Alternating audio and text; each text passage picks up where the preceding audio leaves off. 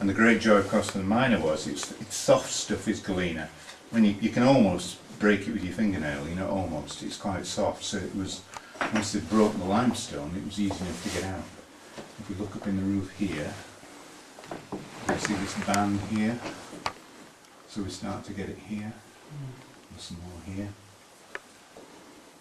The geologists and mineralogists talk for hours about the formation. Basically, we're not sure, but it seems to be that there was very hot salty water under pressure moving through the ground, and for some reason it replaced the limestone and was deposited here, came out of solution, if you like.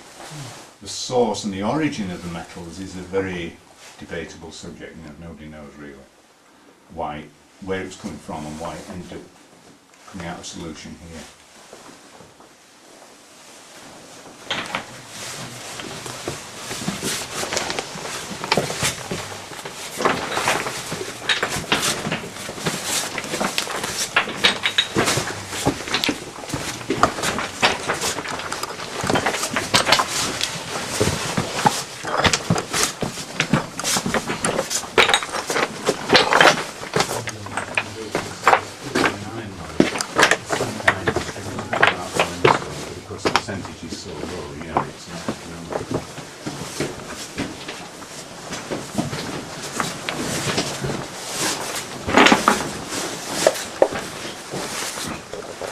Keep right, folks, as you come forward. You see there's a trench in the floor.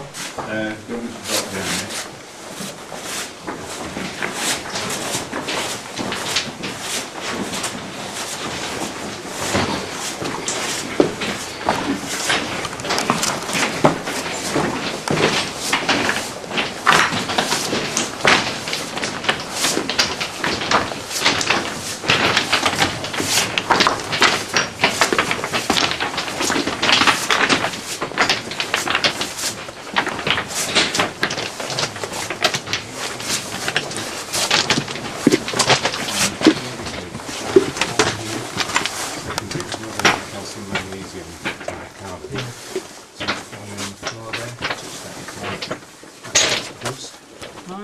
Yeah, and why it forms in particular places we don't know.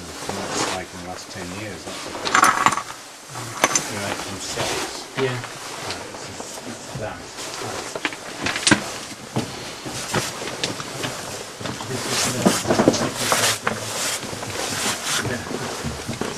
It didn't be down around Epsom apparently. That one's still good. Okay, Colin. Yep. Right.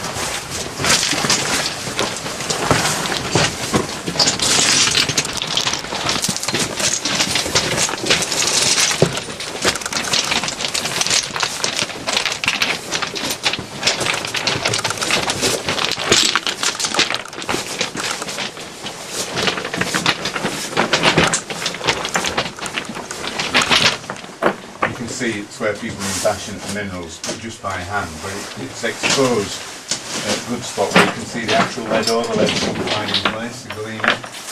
You do want to take out the low lining on the floor. Right here. Just do it, yeah. You need carbs to it.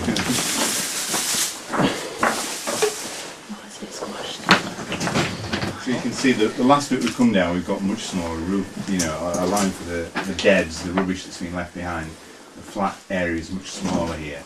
This was about 1823, and from what we know from the records, it wasn't as rich here in lead ore. It was also very hard for them to work as the limestone gets silicified. So even with hand drilling and gunpowder, it's really a pain. Yeah, that's it, yeah.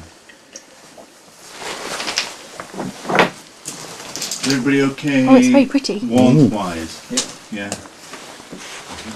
much warmer than I had. Yeah, So we'll walk on this next section, and then we'll you'll find we'll come into a section where there's a lot of roof arching and so on. We'll just walk on a bit there, and then we'll stop at a suitable point. Okay, Colin? Fine.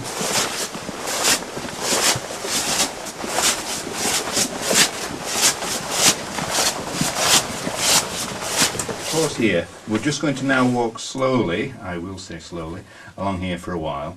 What you'll see is where we've just come through, we've got a lot of arching stuff where we just passed through some dry stone arching. They use that as a means of roof support because it was cheaper than timber. There was a lease obligation to maintain the main haulage ways open at all times, and so they either had to timber it or some other method, and they adopted that dry stone arched walling. And it came from the Flintyfell quarry, which is one on the top of the hill that Hodgson still work, and it was actually cheaper to do that than to use timber because of the scarcity of wood. You'll also see places like we just passed on our right, a hopper mouth sticking out the arching. That's probably from 1820, 1825. And that's the ore would be tipped into the hopper from above, and then the mine wagon would pull up, they'd lift the boards out and discharge it into the wagon, parked just below it. A lot of these, as you walk along, you'll see are empty, and some of them even had sweeping brushes in originally when we came in first off. I used to think this was most bizarre, but when you see broken lead ore, it actually gets into every little crevice and cavity, and it was so valuable it was apparently worth them sweeping it out. At the end of, particularly when they finish working a particular section. So you will see those. We'll also go through a ventilation door, which again is original from the same time of working. And then we'll pause a bit further up, if that's okay. Yeah?